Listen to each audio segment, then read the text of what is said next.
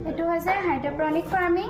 ইয়াৰ এইটো আমি দুটা পেলনীয়া সামগ্ৰী দুটা বক্স লৈছোঁ। সেইটো ফিটিং কৰিবৰ কাৰণে এটা ওপৰত আৰু এটা তলত থ'বলৈ দুটা এনেকুৱা মাৰি চিষ্টেম এনেকৈ বনাই পেলাই এটা বেটেৰী দুডাল ৱাৰ এটা বেটেৰীত কানেকশ্যন কৰিছোঁ আৰু এটা চুইচ এইটো চুইচত সোমাইছোঁ আৰু পাইপ ইয়াত ফিটিং কৰিছোঁ আৰু এইটো ফুল হোৱাৰ পিছত ইয়ালৈ পানীখিনি আহিব।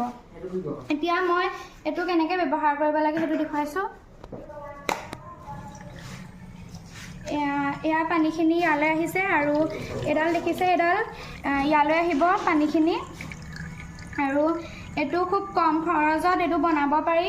কিছুমান মানুহৰ ঘৰত ইমান জেগা নাথাকে খেতি কৰিবলৈ, তেওঁলোকে এইটো খেতি কৰিব পাৰিব। এইটো ভিতৰতো খেতি কৰিব পৰা যাব। এইটো জলকীয়া আৰু ষ্ট্ৰবেৰী তেনেকুৱা ফুল চুল তেনেকুৱা খেতি কৰিব পাৰি আৰু ইয়াৰ জৰিয়তে গছৰ যিবিলাক শিপা সেইবিলাকে অক্সিজেন আৰু পানী দুয়োটাই পায়।